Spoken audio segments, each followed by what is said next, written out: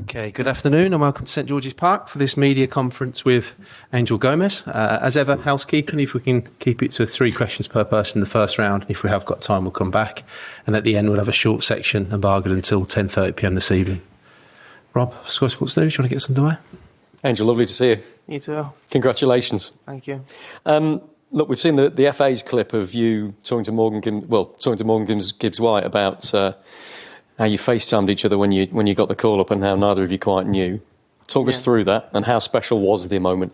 We both got told on the day that the squad was getting announced on the Thursday, but we didn't get a call till a bit later on not later on in the day, but before the squad got announced. So you have no idea whether you're going to get selected or not. And I got a message off Lee, and he asked me to call him, and I was like, "Oh." Lee asked you to call Morgan? Asked me to call. The manager asked me to call him, right. So I rang him, and he let me know that I was in the squad, and you can obviously imagine my reaction. And the first thing I was thinking is, I wonder if Morgan's been called, because obviously we're very close, and I didn't want to ring him because I didn't know whether he'd found out or not, and he didn't want to ring me after, so there was a bit of tension. And then my dad was like, just ring him. So I rang him, and when he answered, we just both looked at each other and started smiling. Before anyone said anything, I was like, no. And he was like, yeah. And then we just started jumping up and down in the room, and he could obviously, we was just buzzing. It's lovely to share that with somebody you're so close to, isn't it? That you both got first call up at the same time. Yeah, and it's something that we've spoke about in the longest. Obviously, we've played each other growing up in the age groups. We won the World Cup together, and this last tournament, the Euros, was very special for us because in our case, it was the last time we'd play with each other unless we'd get called up to the seniors. So in our heads, it was we have to win this and end it on as high as possible, playing with each other. And we managed to do that, and obviously managed to get called up at the same time, which is special. Good stuff. Lee Carsley described you as a unique player. How would you describe kind of what your best position is and what sort of type of player you are? Because I think you are a bit different. I'd like to say I'm just a midfielder. I can operate in all 3 roles. I can play as the deep line midfielder. I can play as a number 8. I can play as a number 10. I just love to play in the midfield and be able to distribute and help the team play in all different areas of the pitch. I'd say I'm confident. I like being on the ball and like taking responsibility. So that's more or less my game. And I wanted to ask you about the journey as well. When you left Manchester United and go to Lille, it's always difficult to leave a club like Manchester United. And then you ended up on loan at Boa Vista, so it didn't happen immediately for you. It's not been an easy route for you, has it? And I wonder how you reflect on all of that now, sitting in that seat where you are now. When I left, it was more for the idea to better myself as a player and obviously as a person going through the journey that I went through. I knew that eventually I'd be able to create a pathway for myself to be able to be in this position that I'm in now. It was difficult, obviously leaving the club that I was at from 6 and heading into the unknown really for me personally. From then it's been an uphill trajectory, but also with a lot of difficulties and difficult moments going through. But being in this position now makes everything all worth it. Good stuff, thank you. Hi, Angel. Lee Carsley said that you're a player that controls games with your technique. Do you think your game is suited to international football, and do you think the game in England has changed since you left? Yeah, I'd say so. I think it's a lot different to club football, international football, and I think with the players that this country produces, we've been close, and it shows the level of the team and where we're at as a nation, and it's something that I think going forward, like we have a lot of new players, not just myself, that I've had call-ups as well. So it's positive, I think. You were previously mentioned by Gareth Southgate, and I know you said you thought you'd create a path for yourself to get to this position, but did you think you were close before this call-up? Yeah, believe it or not, I was like pre-selected in the group of a lot of players, and whenever the squads was getting announced, I'd get the email, but obviously you get told whether you'll get a phone call or you'll know whether you're in the squad or not. And I missed it a lot of the times, but I knew that if I keep going, sooner or later I'll be able to create a pathway for myself. And I'm just thankful that I'm here now and I'm able to showcase myself. Was that pre-selected for the Euros? Well, I got the email, so you get kind of like a confirmation that if anything was to happen, you're kind of in the plans and stuff. But just didn't quite make the group. But it's always fuel to keep going and to keep trying to get into the next selections. And last summer, when you won the Euros, Lee Carty said you're a player he thinks will go on to be a coach because of the way you see the game and you see it in pictures. Do you think you'll go on to be a coach further down the line? Probably, yeah. I can't actually hide that. Yeah, probably. I like that side of the game. I think I'm a big thinker, and I think it's something that I'll probably go on to do when I finish playing, but it's not something that I'm thinking of right now. But yeah, probably, yeah. Let's go back to Jack in the Athletics. Hi, Angel. What's this camp been like since you joined up here? For me, it's been really positive, really. I've settled in well. There's players that I already knew previously, and some new faces that I've got to know over the last couple of days that have helped me settle in perfectly. And no, I think it's exciting, and I'm just looking forward to the rest of the week. What did Lee and the coaches say to you guys when you all joined up? Nothing really.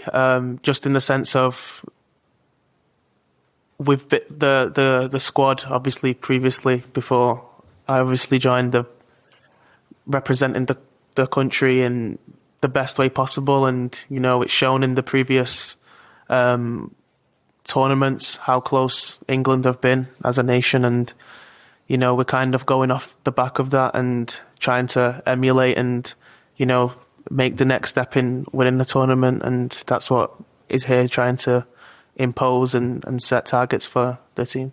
And finally, having played with Lee for a long time for the 21s, can you just describe a bit what he's like as a coach? He's a very fair coach. He's very, very honest.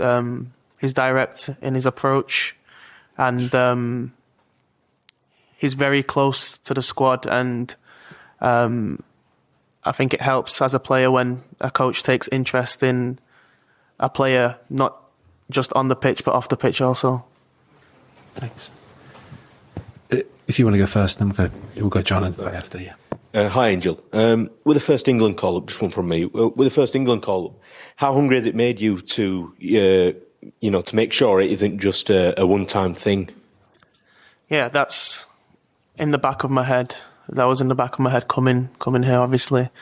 You want to play for your country as much as possible. This has been special for me the last couple of days, and it's something that I'd love for it to continue in the long run. So, yeah. Fatty then, John. Hi, Angel. Nice to see you. Congratulations as well. You mentioned the under-20, the under-17s. You captained that team. Obviously, Mark Gahey, Phil Foden, Jadon Sancho in it, and you've seen them progress into the senior team. Did you feel as if, maybe you'd have to wait this long for a senior call-up? Does it make it that more special? I think playing for your country, you can wait as long as it takes, really. The moment you're able to represent your country at the highest level, that's the highest moment you can get to personally in your career. and I seen everyone do it early, but it didn't discourage me. If anything, it made me hungrier. And, you know, seeing teammates that you've played with from 15, 16 go on to almost live your dream, you can't be any happier for them, you know. And whether it would have took me an extra 3 years, 4 years, or however long it takes, I'm just happy that I'm in the position that I'm in now, and I hope that it can continue for more years. And you obviously know a lot of the players, but was there anyone in the senior squad already that you didn't know that you've maybe sought out to try and get some advice from? Yeah, obviously the skipper, Harry, and there's a few others that obviously the experienced ones that have been in the group a long time that, you know, you can go to and ask questions or ask for advice, and, you know, everyone's been welcoming, so people will come to you to see how you are and almost make you feel assured. So it's been good. Who else? Can you elaborate a bit more? Pickers as well. There's John Stones. There's Declan Rice. There's a few others. I can't name them all, but they've all made me feel welcomed, and, you know, it's been good for me to kind of be around players like that have all the experience, you know, to help me. And just finally, you mentioned some difficult moments in your career. I wonder if you can tell us a little bit more about that, and also what was the best piece of advice that Lee Carsley has given you on your journey? I'd say hardest point was obviously leaving England, going to Portugal, you know, into the unknown. There was a project there for me to kind of immerse myself into, but, you know, I never knew how it was going to go. You know, it was stepping into the unknown for me, and then obviously going to France afterwards, so learning a new language, adapting to the country, adapting to the football. It was a very difficult time for me, you know, to adapt to all of it. And I knew in the long run, if I stuck to it, that I'd be able to get to where I want to get to. Oh yeah. And Lee, one of the things he always says is, you're giving yourself the best chance if you're doing well at your club. And, you know, it links in, coincide with the national team. So as long as you're doing well for your club and you're representing yourself at a high level, you've got the best chance to play with your national team. Thanks, John Murray. Hi, Angel. And just on the your development at Lille, can you pick out a few moments during the years that you've been there now that have really catapulted you in the right direction? I think ever since our last manager, that's just gone to AC Milan, Paulo Fonseca, came in, we had a conversation, and he pulled me aside and said he wants me to play a bit deeper, and shown me how he wants the team to play, and said that I'll be a major part of what he wants to do, and said that I'd be able to help the team with the ideas and to assure the team, you know. And it wasn't something that I've not done before, or a position that I've not played. I've played in that position before, but obviously to play at the highest level in that position, it takes, you know, a good coach, good ideas for you to be able to show and prove yourself. And I think from when he came in, you could see how the team played and how it complemented me well. So I think from there, it really helped me. Did that kind of dovetail with what Lee Carsley was asking you to do with the under-21? Yeah, because at the club level, I was almost doing similar role to what I was doing in the national team. But obviously playing in France, you don't have as much awareness or thingy or recognition that, of course, the Premier League's going to get, which is normal. But I was already playing that position and played the whole season playing there. So when I came to the national team, it was very similar and very easy. And with Lee Carsley, is there anything that marks him out as being dramatically different from other coaches that you've worked with? Just in the sense of he's very easy to speak to. You know,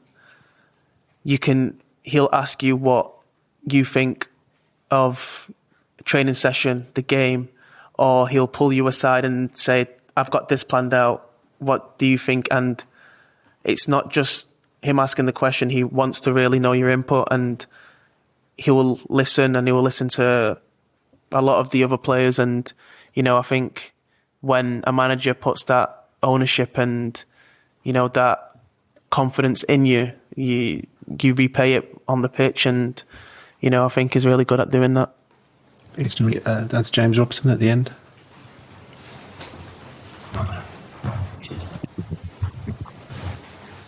Hi, Angel. Hi. If Lee Carsley's a fan of you, that would suggest he's a fan of a certain style of football. What kind of football can England fans expect to see in this new era? Similar, really. As you know, the country's got a huge pool of talent, and it's just trying to get all the ideas and the right system in place for it to be able to gel and for it to work out for the type of players that we have. Really, he's very attacking, but also with a huge emphasis on defending also, and, you know, having a good unit. And I think that showed in the Euros. In all the games we played in, we didn't concede. And for as well as how we played offensively, defensively, we had the unit and we had a good block. So I can just say positive, really.